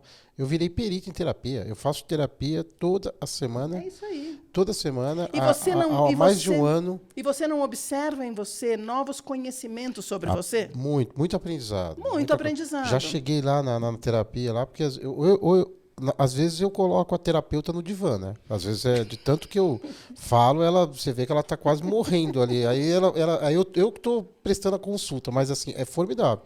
Eu concordo com você, eu acho que bebezinho, desde pequenininho, já deveria Então, fazer vamos terapia. lá. Se eu estou aprendendo a me conhecer, e se eu tenho a disponibilidade da empatia, e eu olho para o outro e falo, ele não pode fazer igual a mim. Nós temos idades diferentes, nós temos famílias diferentes, nós temos hábitos diferentes. Temos que respeitar, então, todo e qualquer ponto de vista. Não é um exercício fácil, hein, Márcia? Eu posso não concordar. Eu Mas posso respeitar. achar que aquilo não é bom. Mas você consegue convencer o outro a pensar como você? Não. Entrar numa luta com o outro resolve? É o grande problema da humanidade, é duelar. Porque eu quero te convencer a Sim. pensar como eu. Exato. Para você pensar como eu, Não tem relação que aguente também, né, Márcia? para você pensar como eu, você tinha que, no mínimo, ter nascido na minha família. Perfeito. Você tinha No que mínimo. estar convivendo ali. Mas então, os nossos pais, eles são os principais culpados, então, do que a gente. Que Do, palavra feia. não, sabe por quê? Não, você Que sabe. palavra Porque já ouvi feia. muito isso.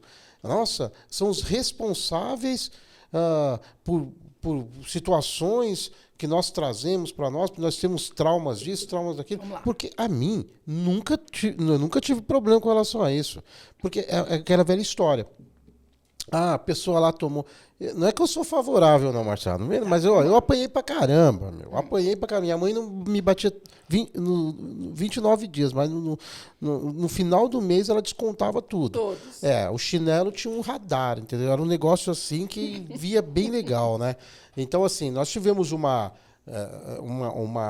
infância naquela época, né? Os pais conservadores, aquela coisa toda, muito, aliás, radicais demais, né? De uma educação austera, algo que era na chinelada, né? Até os professores da nossa época era assim, pô, eu cansava de tomar puxão de orelha de professor, meu, eu tenho maior trauma de professor agora. Então, assim, era uma educação mais, digamos, naquele tempo rígida, né? Hoje, obviamente, que não se coloca em prática muitas coisas, né? Não vai ficar espancando uma criança para ela aprender e tudo mais. No máximo é colocar de castigo ali de alguma maneira, né? Mas e a gente sempre e eu acho isso, desculpa, até uma ignorância ou tolice mesmo. As pessoas elas tentarem atribuir os seus fracassos e as suas derrotas depois de adulto, colocar na conta dos pais. Por isso que eu perguntei para você Vamos lá. se os pais são culpados por isso. Vamos lá. Se eu nasci numa família e eu aprendi com aquela família todos aqueles códigos, eu só vou saber agir daquela forma, certo? Sim. Então, eu aprendi com meu pai e com a minha mãe que era daquela forma que se cuidava de filhos. Eu apanhei da minha mãe. E eu bati nos meus filhos, porque eu aprendi com ela. Então, eu achava que aquilo era o comportamento. Tem uma cena que ficou gravada na minha cabeça, de eu batendo na minha filha mais velha, que eu olhei para ela e eu com um chinelo na mão, batendo nela, e eu vi ela acuada e com medo. A partir daquele dia, eu nunca mais bati. Porque eu consegui ter uma distância e falar, minha mãe bateu em mim. Porque foi o que possivelmente ela tenha aprendido com a mãe dela. Mas agora, tendo a consciência de que minha filha está com medo de mim, eu posso fazer um pouco diferente. Perfeito. E aí eu vou alterando o meu padrão de comportamento.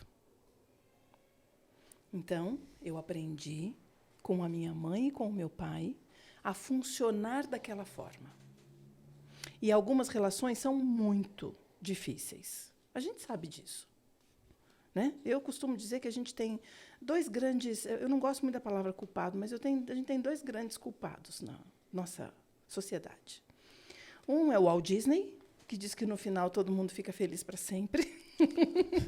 E o outro é comercial de margarina, que está toda a família feliz sentada na mesa sorrindo. Famosa Doriana. Isso. Né? Família Doriana. Família Doriana. O que é algo que a gente sabe. Mundo real e mundo ideal. Perfeito. Okay. Né? Então, se eu aprendi daquela forma e eu vou reproduzir aquilo, enquanto eu sou criança, eu não tenho condição de fazer diferente. A minha filha, naquele dia, sentiu medo da mãe, certo? Ela tinha como se defender da mãe dela naquela situação? Não. Possivelmente, aquela situação tenha gerado nela uma sensação de medo, de dor, de raiva. Certo? Sim. Vamos lá. Eu não estou justificando, eu estou só observando como é que tudo aconteceu. Na minha história, na sua história, na história de todos os tribuneiros, certo? Certo. Pois bem, quando eu observo, adulta que eu já sou, que aquele comportamento pode ter feito mal para mim, sim, e que eu reagi a ele, criando em mim traumas, marcas em mim, agora, adulto que eu sou, eu posso ir atrás de recurso para cuidar disso. Terapia. Porque se eu continuar reclamando que eu bati na minha filha porque minha mãe bateu em mim, eu vou passar o tempo todo fazendo o quê? E justificando, né? E olhando para trás. Eu vou estar o tempo todo olhando para trás. Chamamos de olhar no retrovisor a todo instante. A minha mãe bateu, a minha mãe fez isso, a minha mãe fez aquilo. E onde é que a vida acontece? No agora. Aqui. Se eu fico olhando lá para trás o tempo todo, justificando o que eu sou, por conta do comportamento dos meus pais, eu não vou resolver essa história em mim. Eu vou materializar em mim. E a gente faz isso, Sérgio. Eu fiz isso, faço isso hoje ainda, você faz isso, a Fabrícia faz isso, o João ali da esquina faz isso. Conforme eu vou tomando conhecimento disso que está em mim, e eu vou ressignificando, eu vou entendendo que a minha mãe aprendeu daquele jeito. E ia te falar isso. Ali naquele momento. Era daquele jeito. E não é incorreto. Para aquele momento, Para não. aquele momento. Pode não ser para agora, mas para Hoje, aquele momento. Eu tenho conhecimento de que educar através da violência vai trazer mais pessoas violentas. Porque a minha filha apanhou e ela não bate nos filhos dela. Porque ela aprendeu. Porque eu parei de bater nela. E porque ela estudou. Porque ela teve novos recursos. E ela entendeu que bater, que ter violência, não gera educação. Então, a gente tem a possibilidade de ir atrás de novos recursos para resolver as nossas questões e transformar um pouco o nosso comportamento. Então, quando a minha filha não bate nos filhos, qual é a referência que os filhos têm? Educação não precisa ter violência. E aí a filha dela, eu tenho certeza que daqui a 20, 30 anos, vai ter um conhecimento ainda diferente. E ela vai poder fazer um pouquinho diferente. Se a gente for observar a história da nossa família, a gente vai ver que sempre teve um avanço. Sempre teve um avanço. A minha avó materna morou em colégio interno. Existe colégio interno hoje? Nem existe mais. Então, já houve uma modificação no comportamento das famílias. Os filhos ficam junto com os pais. E ir para colégio interno era coisa de família rica. Então, não é que não queriam cuidar dos filhos. Não, estavam dando uma excelente educação para essa filha. Longe dos pais. A minha mãe já não foi para colégio interno. Eu nunca nem ouvi falar que tinha possibilidade de colégio interno. E hoje, se você for falar para alguém sobre colégio interno, as pessoas nem sabem o que é isso. Então, a gente vai conseguindo ter evolução na forma da gente se relacionar com as pessoas, com a família e, principalmente, com a gente.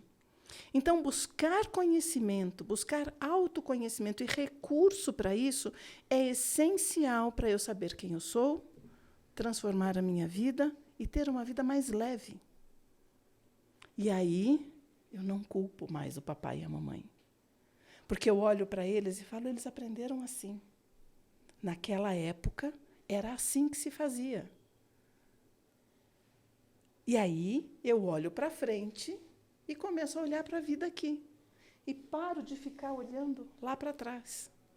Que é um grande erro que a gente comete, né? Sempre olhando, puxa, mas aí bate aquele arrependimento, né? Nossa, eu não devia ter feito aquilo.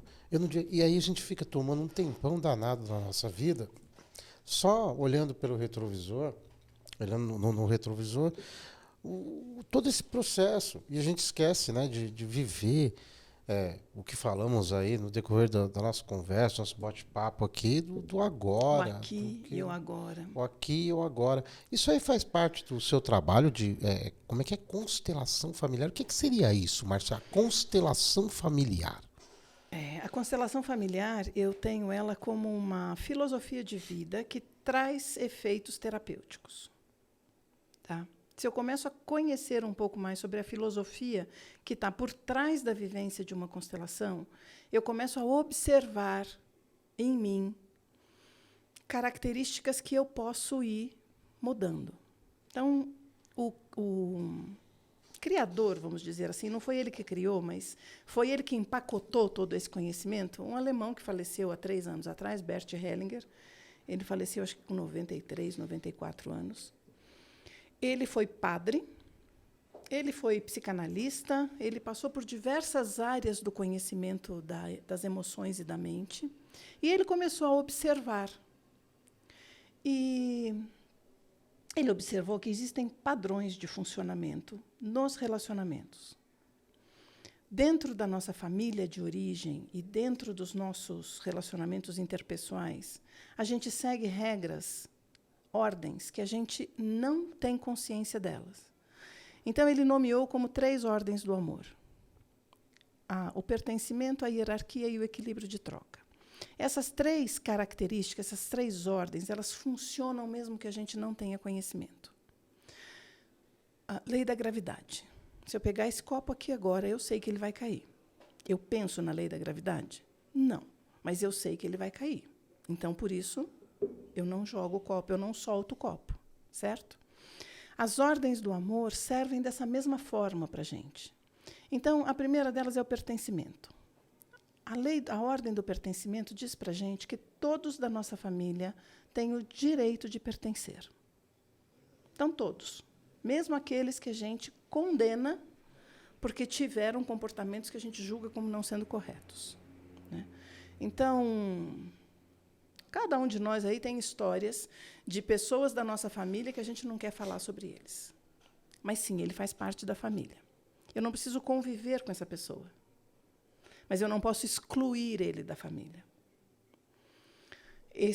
Essa é a ordem que fala do pertencimento. Então, quando a gente, na nossa vida, começa a perceber que, se eu excluo alguém, isso vai trazer um prejuízo para o meu relacionamento, eu trago para mim uma consciência de ter um relacionamento incluindo as pessoas.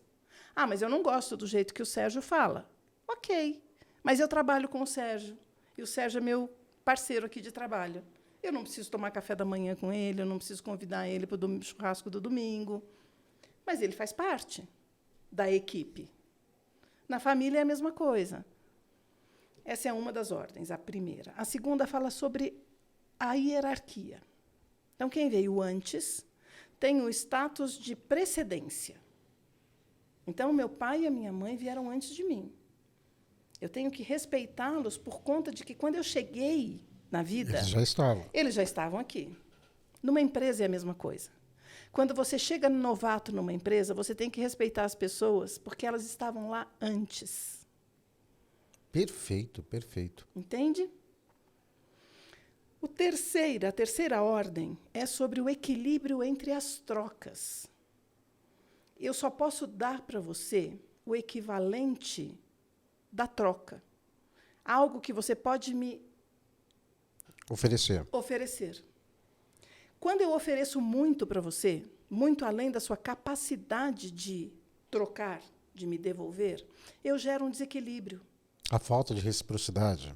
Não é nem a falta de reciprocidade. Vamos lá, se eu te dou...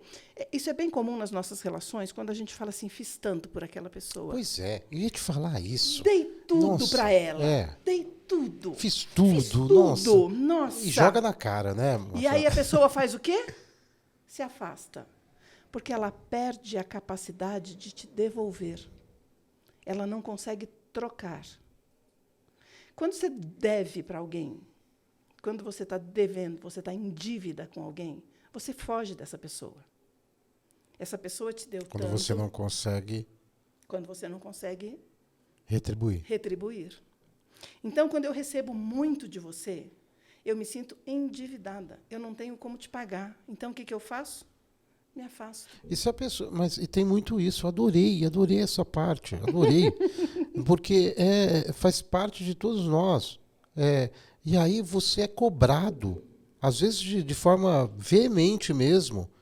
Eu fiz isso por você, eu te dei isso, eu te ajudei nisso. Isso, além da questão que eu fico, né, puto, digamos assim, da pessoa vir aqui apontar o dedo, entendeu? Eu acho que ela não tem esse direito, mas eu não sou também tão, né, radical. Eu escuto. Mas também não rebato, nem nada.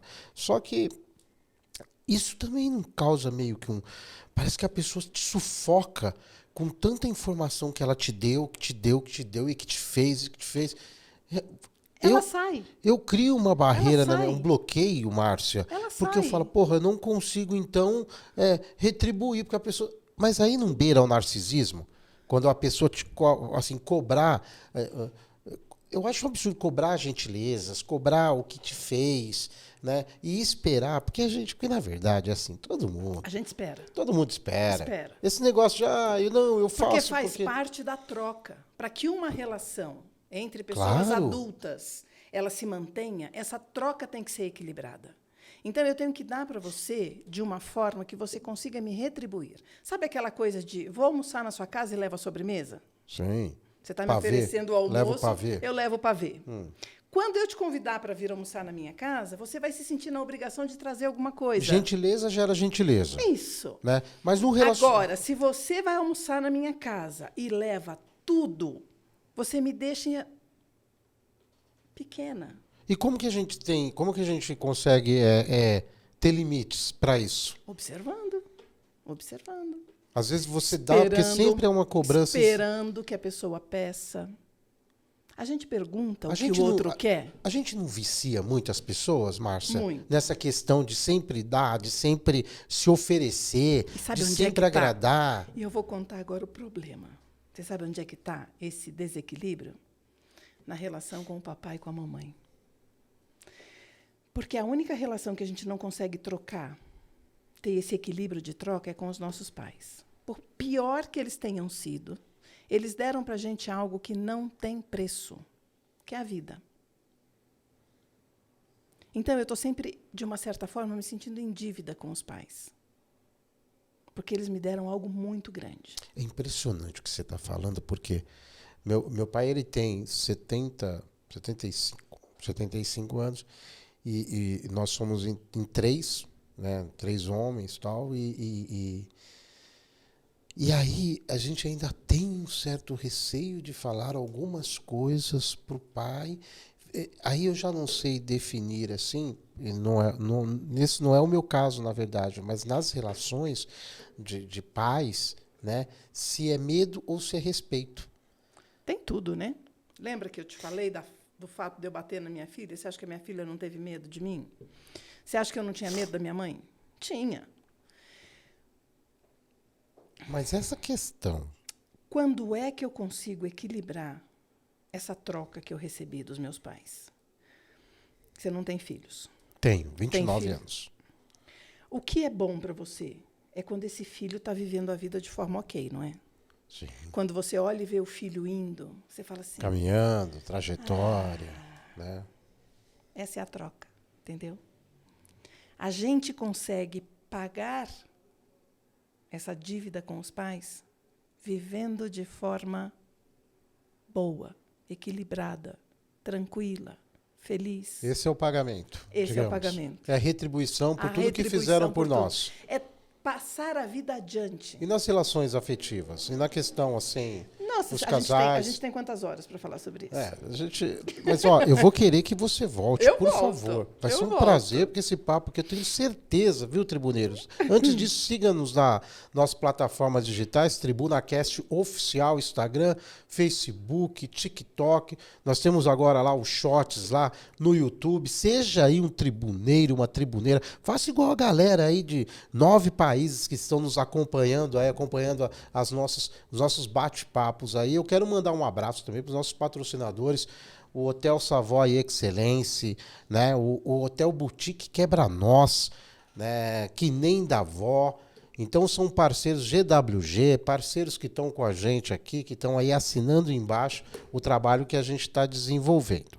Márcia, eu ainda estou naquela pegada que é justamente desse negócio. Sabe por quê, meu? Porque me jogam muito na cara. Entendeu? Pô, às vezes assim... E outra coisa, minha terapeuta, ela fala o seguinte, não, porque eu já fui assim. Eu já cheguei, né? E é engraçado, porque a gente responsabiliza o terceiro. Não dá errado, dá errado no relacionamento, aí a gente começa a botar a culpa. Você nunca é culpado. culpado é o outro. Aí você fala, porra, mas eu fiz tanta coisa por você, você nunca me retribuiu nada, você nunca me incentivou. É blá, blá, blá, vem tudo. Então, a gente não quer se responsabilizar. Eu aprendi muito na terapia a entender que o universo não nos deve nada, de que nós somos responsáveis por que estamos vivendo. E as pessoas, elas não são responsáveis. Nós não podemos terceirizar o nosso problema. Só que eu já ouvi muita gente, e isso me trouxe uma certa fobia, que era justamente da pessoa jogar na minha cara o que fez, e aí o que você falou. E agora eu entendi. A gente acaba, como dizem aí, espanando, né? Acaba se afastando daquilo, porque a gente não tem... porque, na verdade, a gente nem sabe como retribuir a contento, de maneira com que a pessoa que está te dando algo, ela se satisfaça, né? Então, isso foi um grande aprendizado decorrido muito tempo, mas eu tenho uma grande preocupação com relação a essa, que eu tinha falado antes, reciprocidade, que é a questão além dessa questão de julgamento das pessoas, né? Essa falta de entendimento que nós estamos tendo agora com você, porque... Tudo bem, por isso que eu falei, a gente acaba responsabilizando os pais por uma série de coisas, mas naquele tempo era o correto deles fazerem, né? E eu achei muito legal quando você disse que a melhor forma de nós pagarmos, digamos, ou retribuirmos tanta dedicação que foi dada a nós é caminhar bem. E para o bem. E também, o que eles deram para a gente? Vida. Eu tenho que retribuir com vida. Ter filhos é uma forma de passar a vida adiante. Então, se a gente pensar nessa linha do tempo enorme que vem de um tempo que a gente não sabe nem quanto é, que foi passando vida, de vida em vida, de vida em vida, de vida em vida, chegou em mim, eu transmiti a vida. Eu posso transmitir a vida através de filhos e posso transmitir a vida através de projetos, da minha vida boa, de levar adiante alguma coisa. É assim que eu retribuo a vida que eu recebi. Se eu fico o tempo todo cobrando eles, olhando para trás, eu não vou ter tempo e nem espaço para retribuir, para ir para frente. Eu vou continuar presa aqui. E esses pais vão ficar felizes? Não. E tudo isso, Sérgio, acontece dentro de um lugar em nós que é muito inconsciente. O Freud trouxe para a gente essa ideia do inconsciente. E ele chegou a entender que nós temos 5% de consciência e 95% de inconsciente. Então, quem manda em nós, de uma certa forma, é uma porção muito grande de nós que a gente não tem consciência. A terapia traz a consciência para a gente. A constelação familiar traz a consciência para a gente. A prática da meditação ajuda a trazer a consciência, essas informações que estão guardadas em nós. E que são elas que movimentam. Uma professora uma vez falou uma coisa de um jeito tão interessante, que ela falou assim, quem é que manda numa empresa? É o sócio majoritário, não é isso? Quem tem o maior número de ações. Quem manda em mim, da empresa que eu sou, é o meu inconsciente. E o meu inconsciente está carregado de todas essas informações. Perfeito. Então, eu lá atrás tive histórias com meu papai e com a minha mamãe, gerei em mim traumas, imagens mentais, o nome que a gente quiser dar. E não tenho consciência disso porque eu era criança. Aí eu fiquei adulto. E eu estou respondendo à vida de acordo com a minha biblioteca interna, de acordo com o meu inconsciente. Quando eu começo a olhar para mim e observar e trazer para a consciência, eu vou conseguindo mudar o meu comportamento. Eu vou conseguindo mudar a rota da minha vida. E isso é um trabalho que dura aí pelo menos uns 150 anos. Uns 150 a 150 a 200. É isso. Tribuneiros, nós estamos aqui com a Márcia Granito. Você vê, o papo está tão bacana, né? Que nós vamos já estender aqui o convite. E as pessoas para te encontrarem, você presta consultas, é isso? Sim, você faz. Como é que. Agora, curiosidade, eu Vamos adoro essa. Lógico, nós vamos lá. aqui, Tribuneiros, falar nomes, né? Mas para a gente que está no finalzinho do nosso programa, quais são as principais queixas, né? Os pedidos, né? Como é que você lida? Você lida com pessoas? Quais são os principais problemas? Os Os problemas são muito variados. As pessoas chegam até mim com questões muito variadas. Algumas chegam dizendo assim, não consigo manter um relacionamento saudável, não consigo manter um relacionamento. Outras pessoas chegam para mim dizendo assim, não consigo conviver em paz no meu trabalho, estou toda hora mudando de trabalho. Outras pessoas chegam dizendo claramente, eu tenho problema com a minha mãe, queria conseguir olhar para essa história da minha mãe. O que eu consigo te falar, Sérgio, é que 98% dos problemas que nós temos na vida está ligado a essa infância e a esse inconsciente que foi gerado enquanto nós somos crianças. Nas queixas que nós temos dos nossos pais.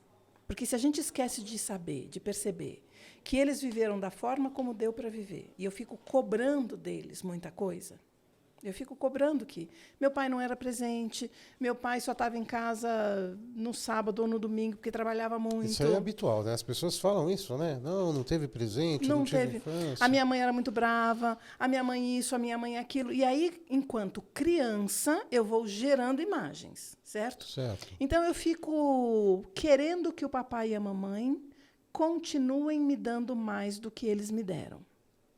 Quando eu sinto isso, quando eu sinto essa falta, eu vou buscar em outras pessoas aquilo que eu acho que o papai e a mamãe tinham que ter dado para mim. A ausência. Você teve uma ausência lá atrás. Você teve uma situação. Busca... Você teve uma situação com seu pai e com a sua mãe. Cria, então, aquela chamada dependência emocional? Muito, muito. Aí, como é que eu vou para um relacionamento? Um relacionamento... Você vai estourado, Márcia. Já o relacionamento já vai cheio de trauma. A gente, com certeza. Numa lua de mel, Sérgio, numa cama tem, no mínimo, 6 pessoas. No mínimo. Isso para falar de uma coisa... Pai, a mãe... De cada um deles, o noivo e a noiva. Isso mesmo. Então, eu vou para um relacionamento querendo um monte de coisa que o papai e a mamãe não me deram. De quem que eu vou querer? Do parceiro, da parceira. Da parceira. Essa parceira ou esse parceiro dão conta de dar aquilo que eu acho que o meu pai e a minha mãe não me deram? Nossa, realmente isso é fantástico que você está falando. Não. Eu gosto de falar que eu só posso falar de mim, né? Sim. Então, eu percebi no meu casamento, eu sou separada já há muitos anos, eu percebi no meu casamento que eu chamava o meu ex-marido de meu filho. Qual era o meu papel nessa relação? De mãe. De mãe. Mãe e filho conseguem ter uma relação de casal? Não. Então, eu com as minhas queixas da minha mãe, da minha história, quando chega esse homem na minha vida, lá pelas tantas, eu começo a cuidar desse homem como filho. E quantas mulheres não fazem isso? E quantos homens não gostam disso num primeiro momento? Só que aí o interesse deles começa a ficar distante. Para começar, filho não transa com a mãe, né? Não tem significado, né? Exato. Então, a relação íntima do casal começa a se perder. Sim, claro. Porque o papel de cada um está trocado. Falta de desejo, falta de estar junto. E aí o que... Olha, e no trabalho? E no trabalho? O que a gente espera do nosso empregador, no modelo que a gente tem hoje? O nosso empregador precisa dar para a gente um salário, ele precisa dar para a gente um vale-transporte, ele precisa dar para a gente um vale-alimentação, ele precisa reunir uma porção de... Certo? Vamos lá. Quando eu sou criança, quem é que me alimenta? Pai, a mãe. A mãe. Quando eu exijo do meu patrão o vale-transporte, quando eu exijo do meu patrão que ele me dê alimentação, na verdade, eu estou pedindo para ele que ele cumpra o papel da minha mãe. Quando eu exijo dele que ele me dê o vale-transporte, seja lá o que for, na filosofia das constelações, a gente diz que a mãe cuida, alimenta, nutre, e o pai leva para a vida.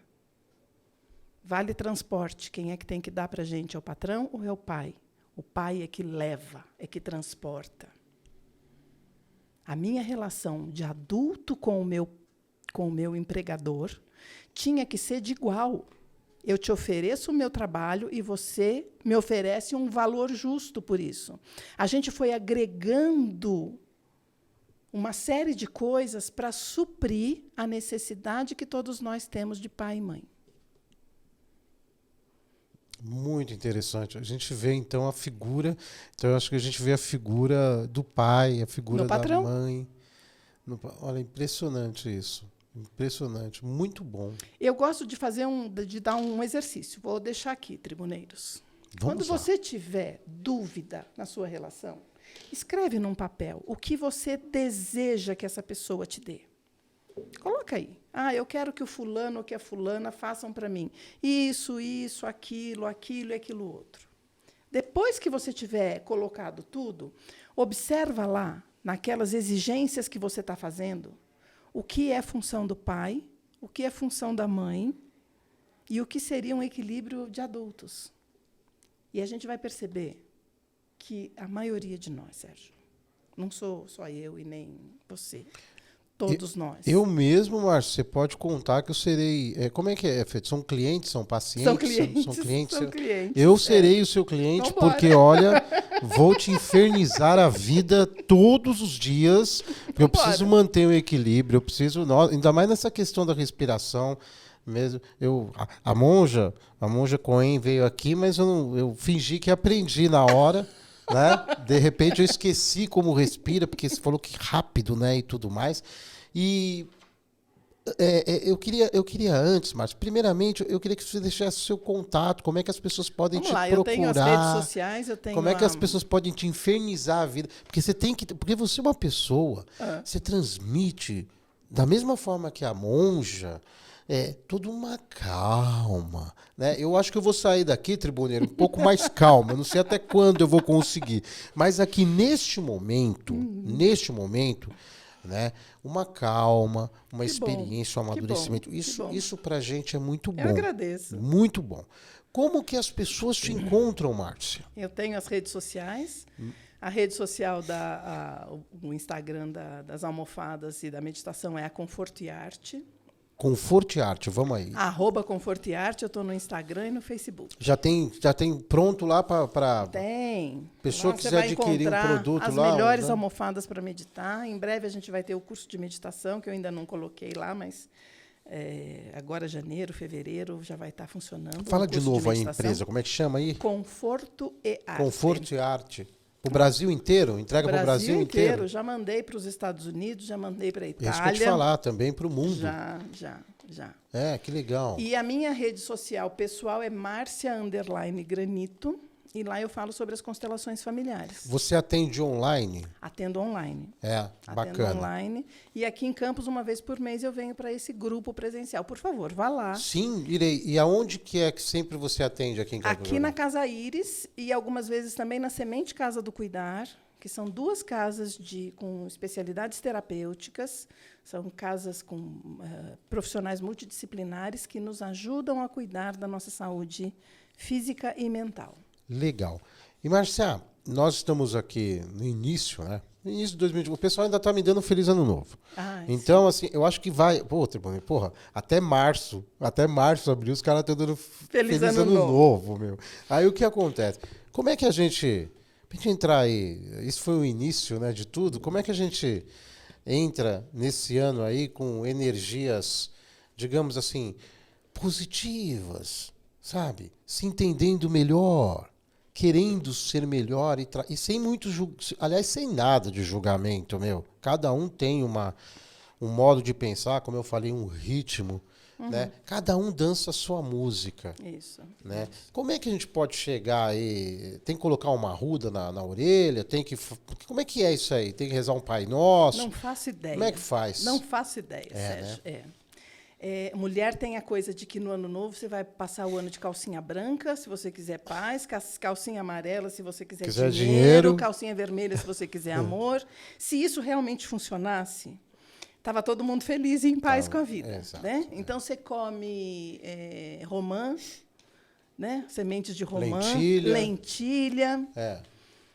Tudo que você fizer que vai te trazer confiança para que o seu ano seja melhor, está valendo. É isso aí. Ok? A única coisa que a gente não pode esperar que usar a calcinha daquela cor, comer a lentilha ou a romã, vai, de uma forma mágica, trazer para a gente o que a gente quer. E fazer o bem sempre, procurar fazer o bem sempre, né, Marcia? É um processo. O sucesso nas áreas da nossa vida é um exercício. Assim como a prática da meditação, assim como a prática da academia. Um esportista, Sérgio, um jogador de futebol, ele treina todos os dias, não é assim? É de uma hora para outra que um fenômeno da vida, que um Ronaldo se transformou. Ele tem uma habilidade, certo? Alguns têm uma grande habilidade. Sim. Mas, para aquela habilidade levar ele onde ele quer, ele precisa de treino. Então, na nossa vida, a gente também precisa de treino e de processo. Se eu quero ter, para o próximo, agora para esse ano, um relacionamento afetivo melhor, eu tenho que aprender a olhar para mim e cuidar de mim, para que eu consiga me relacionar com quem chegar de uma forma mais harmônica, mais saudável, mais feliz. Eu quero ter sucesso na vida, eu preciso me aprimorar, eu preciso aprender novas técnicas, novos conhecimentos. Se eu quero ter como é que fala, um crescimento na empresa onde eu trabalho, ou no meu comércio, na minha empresa, eu tenho que observar o que está acontecendo. Eu não gosto muito dessa coisa mágica que as pessoas querem ter. Então quer dizer que se eu der pular onda, tudo que fizer sentido para você, que vai te ajudar a nutrir a esperança, tem que ser feito. Mas só isso. Quando a pessoa pergunta, e aí eu vou te fazer essa pergunta. As pessoas buscam muito a tal felicidade, ser feliz. E aí, às vezes, a pessoa acha que para ela ser feliz está na mão de outra pessoa. Não, eu tenho que ficar com aquela pessoa, ou o meu trabalho, eu tenho que fazer isso para eu poder ser feliz. Vem aquela questão falsa de adquirir bens, produtos e se satisfazer naquele momento e achar que é feliz. Eu te pergunto, para a gente finalizar nosso grande, sensacional bate-papo, já querendo que você retorne. Eu volto. O que é felicidade, Márcia? Ai, que pergunta difícil, hein? Eu acho que a felicidade é um estado. Um estado de espírito. Um estado de espírito. Que ela traz para a gente, vamos dizer assim, a recompensa. Esse estado de espírito é a recompensa por situações que nós conquistamos. Então, a felicidade não é uma coisa duradoura. Eu não tenho uma vida feliz todos os dias. Ela é pontual. Eu tenho momentos de felicidade. Assim como a gente falou que o ano tem ciclos, né? A gente tem várias estações do ano, a gente vai passar por questões emocionais e por questões emocionais mesmo, ao longo do nosso dia, muitas vezes, não é? Chega alguém aqui, briga com você fica com raiva, passa um pouquinho, chega alguém aqui, te traz um chocolate, você fala, ai, que delícia, você fica bem. Isso é a nossa vida, certo? Achar que a gente vai ser feliz sempre é o grande problema. Para que a gente consiga ter esses estados, esses momentos de felicidade, primeiro, eu acredito muito no trabalho de autoconhecimento, descobrir quem eu sou e o que eu gosto e o que eu quero, e exercitar e trabalhar para que eu consiga aquilo. Lembrando que sempre a responsabilidade dessa felicidade ela é minha, nunca é do outro. Nunca está na mão do outro. Eu lembrei de um exemplo que meu neto me falou esses dias. Ele falou assim, vovó, se você tivesse bastante dinheiro, você compraria uma Ferrari? Para um menino de 7 anos, ter uma Ferrari é sinônimo de sucesso e felicidade. Para uma mulher de 59 anos, não. Uhum. Falei, não, eu não teria uma Ferrari. Por que não, vovó? Falei, é um carro pequeno, baixinho. Anda demais, a vovó nem sabe dirigir depressa. Muito bom, Márcia. Né? Márcia, muito obrigado. Eu que agradeço, muito obrigado, Sérgio, aí por sua presença. Eu que agradeço. Tribuneiros, espero que os tribuneiros gostem. Com certeza estão adorando. Quantas vezes Márcia _, Granito, entre lá, tribuneiro, tribuneira, vambora. Entendeu? Pode ficar o dia inteiro com a Márcia aqui, você vai sair bem, viu, meu? Você vai sair bem, porque eu acho que a gente a Fabrícia aqui, que estamos aqui no estúdio hoje do TribunaCast, vamos sair, de certa forma, bem melhor. Que bom. Márcia, Obrigado. Eu agradeço Boa muito. palestra para você, bons atendimentos aqui na cidade. Espero te ver em breve. E, por favor, chamar. venha. Então tá bom. Obrigada. Tribuneiros de plantão, estamos chegando a mais um final do TribunaCast. Entre em contato lá nas nossas plataformas digitais. Seja nosso tribuneiro, nossa tribuneira. E nós amamos vocês e agradecemos. E é por isso que nós chegamos aí à segunda temporada do TribunaCast. Entre lá nas nossas plataformas e nos assistam todas as terças-feiras, às 19 horas aí. Tem um programa bem bacana que entra no ar e vocês vão amar. Um grande abraço, tribuneiros, e até terça-feira, se Deus quiser.